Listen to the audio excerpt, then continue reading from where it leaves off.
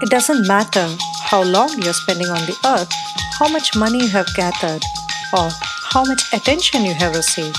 It is the amount of positive vibration you have radiated in life that matters. A quote from Amit Ray, an author, philosopher, and a spiritual master born in 1960.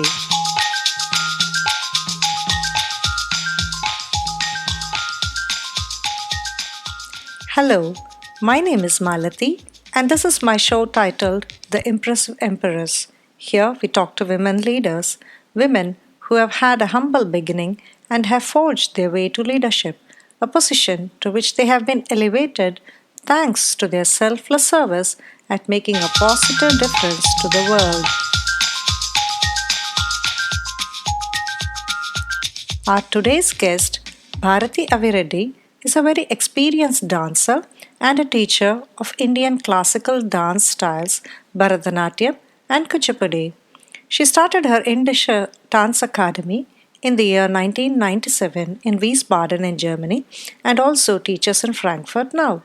A recipient of the Aryabhatta International Award, she was also honored by India's ex-Prime Minister Dr. Manmohan Singh for the services she had rendered to the Indian culture. Her tagline is Art is divine and divinity is love, meaning anything which is done in the form of art needs to be done with a loving heart.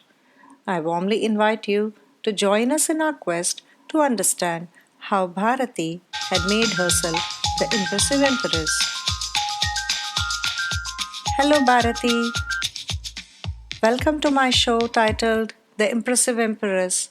Having known you for quite some years, it is my greatest pleasure to welcome you to this show to share your journey with all of us. Thank you, Malati. I'm happy to be with you all here today. Bharati is a professional dancer and she's also working at the Fraport, juggling two totally different careers or career paths, I would say. So I'm sure we are going to learn immensely from her experience, from the knowledge that she has gathered over several years of her life. Bharati, can you please give a brief introduction about yourself? I'm actually from India. I come from Visakhapatnam and I'm living in Frankfurt or in Germany since 25 years. Also working at the Fraport since 25 years. And I'm teaching Bharatanatyam and kuchipudi, and I love doing both the jobs. I don't take it as a job actually, and I love to do these two things in the morning, to go to airport, meet all the international people, and there I'm also treated as an Indian, and they always ask for my languages because we have lots of Indian passengers. And then later, after coming home, I go to my dance school and teach about Indian dance, Indian spirituality. So I love doing both these jobs because it keeps me Indian. You said you came to Germany in the year to 1994, and you have been teaching Indian art at a very classical Indian dance, and also Indian spirituality. That's something very interesting. I do know that art and spirituality, especially the classical arts, have a lot in common. But if you could probably, tell me a little more about that, that would be nice. Yeah, sure. The thing is, when I came to Germany, I was married to a German man. That's the reason why I came to Germany after living 12 years with them. Fortunately or unfortunately, the marriage was finished. We have no choice sometimes in Europe to, compromise or so. People don't like this word in the marriage, no compromises. So we had to separate, and after that I started teaching dance intensively, because this is one reason how I can say the dance and like the classical art and the spirituality I'm teaching in Germany is because I myself found out that there is nothing in this world what is permanent, and this is the ultimate truth in this world. This world is illusion. And after realizing this, I said, now I have come on this earth to do something different. Then I found out that it's not the marriage or having children, but to teach more children about the spirituality. And spirituality alone, to wear a saffron colored dress or call myself guru or maharshi or so, I'm not of that standard at all. But I said, why can't I find this spirituality from my dance and teach them? Because classical Indian dance mostly talks about Indian gods and goddesses and the spiritual way to bring your soul, body, and spirit in one line, which is the most important thing, to keep all these three in one line through dance, which is the most beautiful thing on this earth. Because sitting alone and bringing these three things in one line is Maharshi's job, but a dancer with a very simple standard of spirituality, this is the best way to teach children what I think is spirituality through my dance. Interesting. I see that you have gone through some personal difficulties in life, but this has not limited you from making the progress that you have made, both personally and professionally. By professional, I mean your dance school. That's quite amazing what you have done for yourself.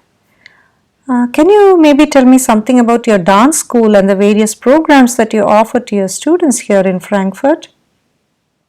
Coming to the dance school is actually one way. It's an opening for me towards the spirituality, because after I was divorced, I was asking God, what is my next thing? Because I don't even have children. So I was thinking there is no meaning for this life. But no, it is right. God will always make use of you through His way. If you accept that, then there is no difficulty in your life. Because you, as a small young girl, if your daughter wants to smoke cigarette, then you will say, no, you can't smoke cigarette. And if daughter will hear you, then she's on good roads. If she will not hear you, she's on the bad roads. So I think God always has a certain road for you, certain way for you to live, and then He will take His decisions. And we think they are difficulties, and they are not difficulties. Just because I thought I will marry and I will have children and this and this, and it's not happening the way I thought, so I think it is difficulty. No, but it is the way you are allowed to live your life. And this is the way God has prescribed for you in your life. So if you accept that, it's very easy. And then automatically the roads will open for you. So that's how I said to myself, okay, this is my job. I even went and prayed in Nataraja temple in Chidambaram. Then the way is opened for me in 2005. I have started with one girl, Sri Lankan girl, on Durga Puja day, started my dance school, and today, by God's grace, I have around 60 students. Within 10 years, it expanded very nicely. So the road is already shown to you, and it is taken care by the one who designed it for you. So it was very easy to overcome my difficulties. As I said, they are not difficulties for me anymore today. I even laugh at what I was going through in those days, and it is really, really very interesting aspect in my life, what I have underwent, and what I've seen, experienced, and it's a very, very important message what I give to my children. Don't stick to what you have in your head. Let it go, and it will happen, and you will be successful in that way it is destined for you. A very beautiful message there, Bharathi. From our conversation, it appears that you had kind of a vision when you started your dance school, you wanted to teach spirituality through your dance, and this was about 15, 16 years back. And I'm just wondering how your vision has changed with the changing times. Um, Frankly speaking, what I am doing, and all the success till today, many people call it as success, is all not. I've not had any dream or anything. Like I said, I let it happen. I'm happy today with 60 students. Maybe in next 3 4 years, another young teacher will be coming, and she may start again in another school. It may become a competition for me. Maybe I will have less children, but it won't bother me, because today I'm doing with 60 students, I'm happy. Tomorrow if I'll have only 10 or 6 students, I'm also happy, because my goal is to teach the people the spirituality in the dance, and also the music if possible. So these are the spirituality, the only truth what I know is ultimate. We are not ultimate people. Ultimate is the God, Lord Vishnu or Krishna or Shiva, however you call him. And this is the ultimate thing, and I want the children to know. More than that, I don't know how to teach them. So I teach this one. And when you're teaching a spiritual lesson, you cannot, you don't have to teach hundreds or thousands of people. For example, when Krishna taught Bhagavad Gita to Arjuna, he was the only one, and Bhagavad Gita is still, even today we are hearing it. So you don't need really many number of students. You just need one who will continue um, your how do you say, parampara, the who will take your whatever you did, and that type of one student is enough for life, because earning money and living rich is not my goal. So God is giving me what I need for my life. He has given me strength, what I have to do, and that keeps me busy, and I'm happy with that, what I'm doing. Hope I answered your question properly. That's very nice, Bharati, to say that God has given you whatever you need. It shows contentment. Are you always like this? Let's say I have realized this since last 10 years. Before I was also okay, generally speaking, I can say I am a little bit happy person. I don't want to really sit and cry or say it's a suffering. I like to ignore it. And when, because it is all a game of the mind. Mind will always put you in sadness or happiness. So if you overcome that mind in that particular way, then you're a little bit above that. And I can say since 10 years I'm like that. I'm happy with what I have. But in before I also had this experience to be sad.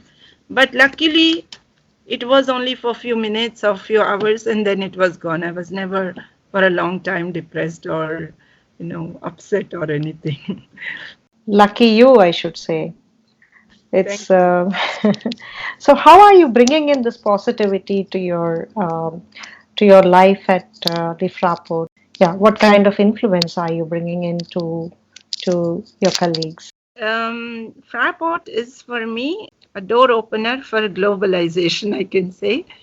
I have not seen any other place in this world like Fraport, where you have people from everywhere in this country, in this world.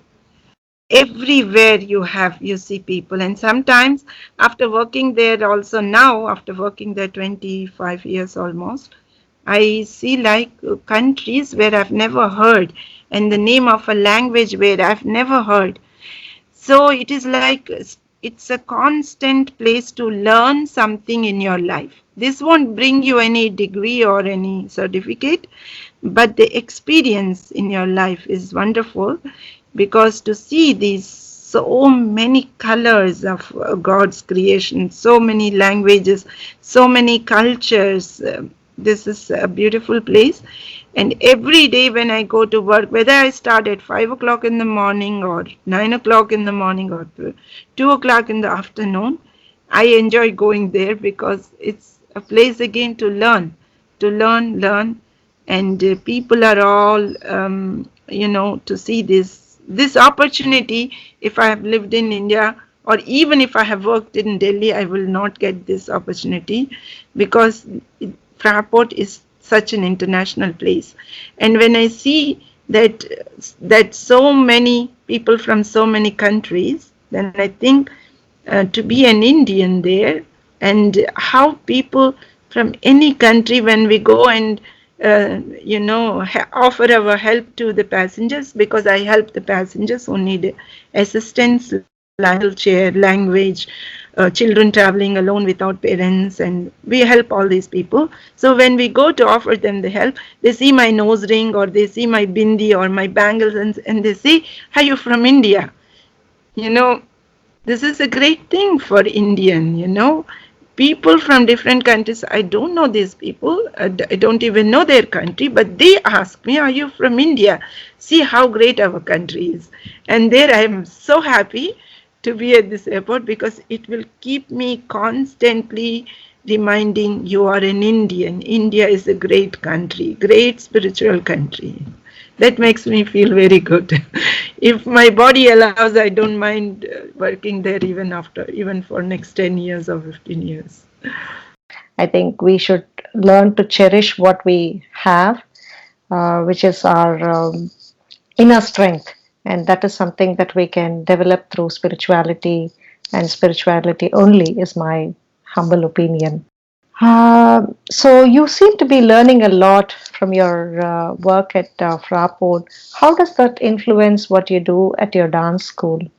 Yes, the work at the airport is, like I said, we help passengers. It is a job not for the mind, it's only for your heart and your body. So, mind is set free. I don't have any goals to reach. I don't have to make any turnovers or no financial stress. So, the job is practically to keep me fit. So I go in the morning, we walk 10 12 kilometers in 4 or 5 hours job, so that keeps me fit. And for a dancer, normally I hear from big dancers, they go for jogging and this and that to keep their body fit, but I don't have to do that. So this is how it is. I put them together, my job and my dance. They are together in a way. So, and helping passengers, giving them comfort at this airport, and feel like that they would love to come again to Frankfurt and fly through Frankfurt, is our job. And this nature, you have to develop, that friendly nature you have to develop in our work, which is again back to dance. I have to dance friendly. I have to be friendly to my students. I have to be friendly on the stage with my organizers, with my audience. So both are related like that. Spiritually, I can only say that at work, I'm personally helping my passengers to be happy, because if they catch their flight, or if they reach their people after getting the baggage, they are happy. So as a dancer, I have to be also able to give happiness to my audience. As a teacher, my students should feel happy to learn dance. So this word happy um, keeps me with all my things together. So I have to be happy to do my job, or to be a teacher, or to be an artist. So this is what is the point which keeps me doing all these things. Very interesting. Then you always want to be happy. And if you have a student who's particularly difficult, or who's particularly quite annoying or irritated, how do you handle such a student? It's very easy. When you have a difficult student, you have to let the student understand what is dance. So I also tell the parents the dance what they are learning in Germany once in a week, 1.5 hours. With that dance, they will not become, with that practice, they will not become professionals. So, or even to do the best, I mean, like even to do a 5 minute dance with proper, half sitting, which is called Aramandi, and body condition and all, it needs a lot of practice, lot of effort at home. So, I tell the parents clearly, don't stress them. So, be happy with whatever they are learning, so that keeps my students actually happy. There's I can say proudly, till today I've not had any difficult girl, because the moment they come to the dance school, I tell them, enjoy your dancing, whatever, however you do. I have even ladies who are now, like, after marriage, giving birth to 2 3 girls, they are coming to learn, and whatever they have learned in their childhood, they are again recollecting and doing. I tell them, dance for God, don't dance for perfection. Don't, this word perfection, I didn't want to bring it out, but this perfection makes anyone a difficult person. Leave this perfection to the side, everything else will come to you. Then automatically you are perfect. So true. When we run behind perfection is when we become very imperfect. And for one thing, there is one principle in my life. When I started working at the airport, I said to myself, if anyone is angry at me for any reason, I will always say to myself inside, I am not the reason for his bad moods. I am only doing my job here. This caused it to him by somebody else. So leave it. No need to take this man to heart, because I see these people only once, at the most twice in my life. I will not see them, or I don't have to live with them, fortunately. This is my principle I use at work. So every day, like you say, Gayatri Mantra or so, and when I'm going to work, I always say, don't lose your emotions for somebody who's not even, who is not even worth my emotion. So I want to now move to talking about being a woman. There's a lot of noise we see today around the world about woman empowerment. Uh, I would like to hear from you your views on that, and how has life been for you as a woman? Yes, very good question. Actually, to be a woman is a gift. That's how I see, because we have only two. Like, from God's creation, human beings are only two, a man and woman. Luckily, we don't have more. So, we have to be happy to be a woman, because God has given um, like many qualities to women, especially like the motherhood. So a woman has to be happy to be a woman, because there is no world without woman. So, I mean, human world, let's say, there is no human world without a woman. So, and I'm actually happy to say that I am a Hindu, and in Hindu religion, this, or Hindu mythology or philosophy, this is the only one in the earth where you say it's not the God, but the goddess which created, or who created the whole world and the whole universe. So I'm proud to be a woman. And of course, there are many things happen to women. At the same time, things also happen to men, or boys and girls.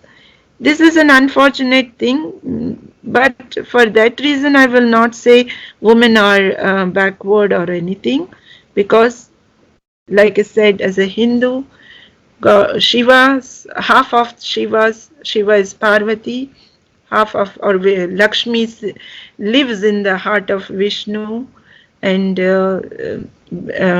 Saraswati sits on the tongue of Brahma. So why should I think I am less or I am weak? So when you digest this as a Hindu, then I don't have to fear or think of anything. But if anyone thinks like that, let them think. We cannot change their minds. So, but I am healthy. I'm thinking healthy. Very nicely said, Bharati. Again, the other question that women get asked is about the work life balance, or these days they call it work life integration. So, setting priorities at different stages of our lives when we get married, as a new wife, or even before that, as a daughter, a working mother, or as a working wife. How do you handle, or how did you handle the different challenges that life throws at you? If I give you my opinion, I will give you my 100% opinion on this. People may think, maybe some woman may be upset with my answer, but this is I think this is the fact. Actually, women don't have to go for work. I agree we have to study and we have to do job if necessary in the family. But if it is not necessary, we don't have to, because again I'm going back to the Puranas. When Vishnu created Manu and Shatarupa, he has given Shatarupa, like her name says, 100 forms. He has given us multitasking things. And Manu, he told Manu, you take care of the woman and you see that she never cries and take care of her. And he had also made purposely with the body, he made us little weaker than the man. But he has given us other qualities which are strong, like multitasking, as I say, like as a mother, you know what is multitasking, what I'm talking. And with this false emancipation of this Western world, Indian women got influenced by that, and they started putting it in our heads, in our brains, in our schools, that woman has to study. So we actually lost our original way of treating women, and now we got into the false emancipation of um, the Western culture. So actually, mother is always the head of the family in our country, and Mother Goddess is the one who created Brahma, Vishnu, Shiva, and all these things we left it. And in fact, with this false emancipation, we have put ourselves one step down. So now, unfortunately, we all have to work. Now men got used to it, and he finds it good when woman is also going to work. But we have no choice from God. So because we are working, a man can give birth to a baby? No, we have to do that. So we have actually added to that 100 duties what God gave us. We have added one more 101, and now we are suffering. This is my opinion. And if we don't have to work, like now I'm saying, if I don't have to go to work at the Fraport airport, I'm happy to be a teacher and do teaching. I will not miss that. Okay, that is something different. That's a modern woman.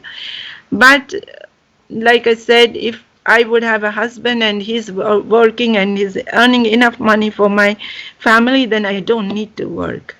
This is my sincere advice to all the younger generations. Keep your motherhood lively, happy. Don't bring your children into these baby homes and what all, and then bring them to hostels only because of your career and your work. If God has not given you any husband or any children, then you do all these things. Then I agree. Then you can become whatever you want. But if you are a mother, I will say that be a mother, because that is your first and foremost job. And other than that, if there is still some time left, go and work. But don't take it as the main career or whatever, because you have studied higher studies. So if somebody wants to do and manage everything, they are most welcome. But this is what I think. Very candid words, Bharati. But if one has studied, then there is an expectation from the society, from the woman herself, from the family, that they work and then climb up the corporate ladder or start a business and give employment opportunities to many. Then there is a big wish list of want to haves. These are some of the things that drives one towards a work life or wanting to have more or achieve more in life and be successful. But what according to you is success? That's coming back to that other question. Of course, when you have studied, for example, my niece, she did chartered accountancy, but she is not practicing her job. She is staying home and she is training her daughter, and her daughter is now is school first in any subject. She gets only A plus, and when she gets A, then she is like she's a little bit sad. So, what I want to say is if you have studied something, you have to choose your life. Are you living for the society or for yourself at the first point? So if I am living for myself, I'm happy with that my husband is working. I'm happy to be with my daughter and take care of her and to do the cooking and take care of the household. That's enough. I think that's enough. But if okay, of course, if you have financial problems and you need to earn money, then you can go and earn money. I'm not against this. But if I'm a engineer and I'm working um, and I'm working because I love to work and I have enough money, everything, but I bring my children to somewhere else and I'm working because I've studied engineering. And because what will the society think after studying engineering? I don't go for work, and people think I'm a, what do you call it, backward woman or so. That is not right, because society can think many things about you. You go to work, they'll think another thing. You don't go to work, they'll again think about another thing. I don't care for the society.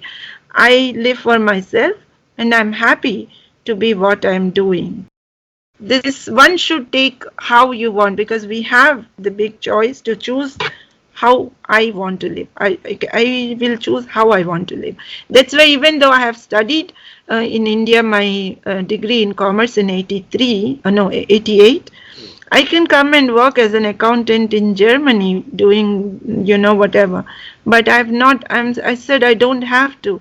I'm happy to work at the airport, and I've learned many things in my life, because we somehow stop our thinking knowledge means once you have a certificate. No, knowledge is you will learn till our last breath. Till I die, I'm going to learn something or other. So, if money is not important, if work life is not important, I'm coming back to my previous question because I want this answered by you. We're having a very interesting conversation. So, what is it that is important for you in your life? So, you have a job, you have a day job, and you have a dance school. So, how do you define success? Good. My answer will be very simple. Success for me is when I go to bed, I sleep peacefully. So this is what I'm doing. Because anything else, suppose I think now I need a job where I have to earn 10,000 euros, then I will not have job. I will not have a peaceful sleep. Suppose I get my 10,000 euros job, then also I won't be able to sleep peacefully. And I love sleeping, and when I'm able to sleep my 7 or 8 hours happily, and the moment I lay down on the bed, I sleep, and when before my alarm clock rings, I'm getting up. That is what for me a successful life or successful day, to live happily without diseases or without any other problems. Live healthy, living healthy without visiting the doctor every week is a successful life for me. Very simple indeed, but to have that in practice is very complicated. So, what are the traits or what are the habits that you have that enables you to be successful in your own terms? Uh, mm, I can say to keep big goals, like which are difficult to reach. These are the things what can stop me. So suppose we have an association called Varnam. We invite artists who are young and dynamic and who are equally good like big artists, but only difference is the price. So when I invite them, I can afford their price. But when I invite big artists like Pandits and Ustads, then I cannot afford them because I won't be able to pay their money. Then this thought of, being successful, to thinking that if I can invite like Pandit Hari Prasad Chauras here to my program, then I am successful. That thought is a hurdle because I cannot invite him because it's very expensive program for me. So I keep my limit again back to myself. What I can afford, I will invite, and I'm happy with that. The artists are happy, audience are happy, I'm happy. That is then okay for me. But always, I think the hurdles are always the thoughts, and we stick to them. Then we also see them in our practical life. Otherwise, we can happily reach our goals when the goals are all in our limit, but according to our levels. Because some people like our Prime Minister Narendra Modi can reach big goals. He can set his goals like he wants, and he can handle those hurdles what he gets. But if the goal is in our limit, then we can easily overcome the hurdles. And always for an event like that, the hurdle is always the finance problem. But we can somehow arrange the finances, and we can overcome if we are in some bad situation also. If I'm able to recover that, then it's enough for me. But no, I'd never had big hurdles like, you know, maybe like a bad weather. Once in 2011, I organized 4 programs, and the artists were supposed to come on the 10th September and 11th September. This issue happened. 4 of my programs got cancelled because of morning day. You know what happened in 2001 with 11th September. So these are the hurdles, but it's okay. This happens. If, like I said, if God has planned this, then we have to live with that. Simple life and a simple goal is the reason for your happiness, and that's also how you see success. So once you said you arrange a lot of programs through your organization Varnam, and from your write up that you had shared with me, I also see that you have received quite a few awards. Receiving an award for an artist, is that very important to be recognized? um, no, because the recognition to an artist comes from outside. So if they give me an award recognizing my services, then I'm happy to take it, but I don't wait, or I don't expect that these people recognize my services always. For that, you have to apply, or you have to do whatever they say. This I don't do. If somebody is recognizing my services and coming and giving me an award, I'm happy to take it. But I don't. It is not important for the artist. If it is, it doesn't matter whether you have 10 or 15 awards or whatever you are having. You can have them, but it is the art or the artist's thing is not depending on these awards, because with the age, artists have to grow, how do you say, wise. They have to grow wise, and people should come to them and give them the awards. I have seen many artists, they don't even know what they have taken or what they were rewarded with. They don't even know. So these are the artists, and I have seen big gurus who don't even know what is Padma Shri or Padma Vibhushan or Padma Bhushan. Only their students go and request the government to give them these awards. So these are the real artists, because awards is like a scale. So why to put ourselves in the scale as an artist? Let the scale come to us. We are like how you say, In the other religions, they say if you give a shape to God, then you are minimizing God's power. So like that, if you give an award to an artist, then you are minimizing that artist's capacities, artist's art and the spirituality. There is no measurement for that. Very beautiful. Very beautiful. Once again, you amaze me. Thank you. So, uh, how then do you celebrate your success? You don't have a very big expectation from life. You are happy with whatever you have. But definitely, you must have something or some way in which you celebrate your success. Could you please share that with us? That's celebrating success is a big word for me because um, I will not say I'm doing anything for success. So when my event goes uh, very good, and when I'm able to give the honorarium to my artists and my students some gifts, and then it's already a success for me. So my, like I said, my family members are also tired of me. They want to give me a sari, or they want to give me some gifts or so. Then I say, no, I don't need that, because that, like I said, I'm not longing for all these things. So success for me is when my audience are happy, when my children get gifts, and when my artists get enough money, and I'm not going in credits. So that's enough for me. That's a big success for me. Lots to learn from you, Bharati. I'm really enjoying this conversation.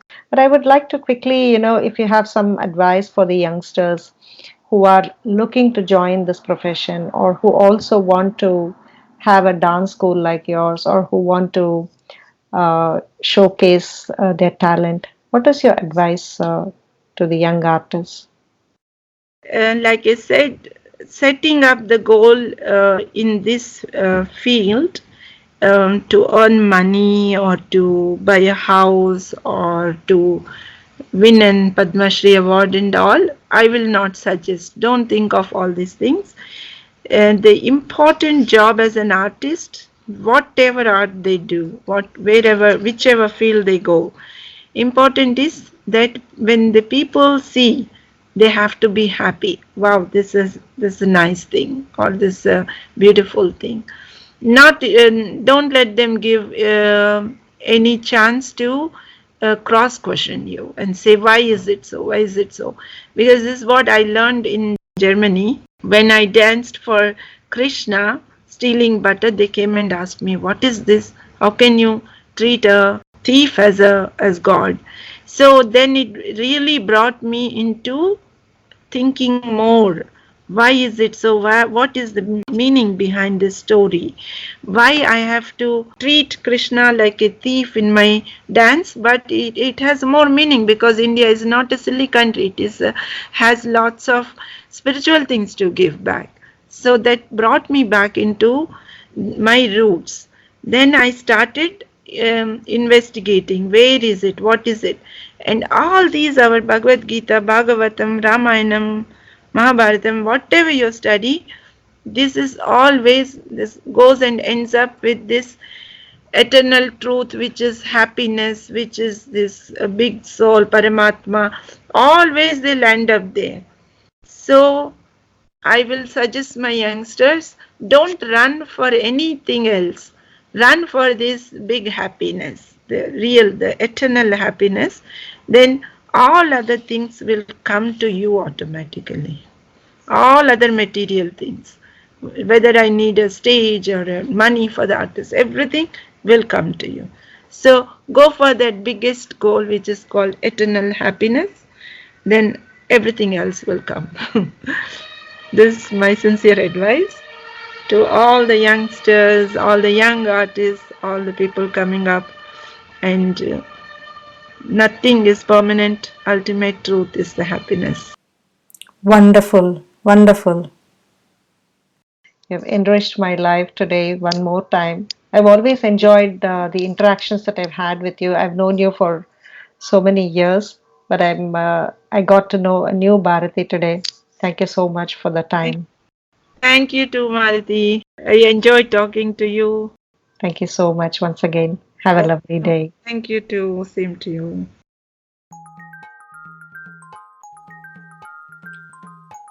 Knowledge is gained throughout our lives. Perfection makes anyone a difficult person. Leave the perfection to the side and everything will come to you. Then, automatically, you will become perfect. With many such pearls of wisdom, I thank Bharati for being a great example for others. Salutations to the inspirers in our lives. Thank you so much for listening in. I look forward to receiving your comments on how you like this conversation and if you found it inspiring. I'm also glad to receive any questions you would like me to ask our next guest. Do write to me at empress at bhogya.online. EMPRESS at BHOGYA.online. Please also visit https://bhogya.online slash empress talks to get to know more about such leaders and how you can lead like the impressive empress.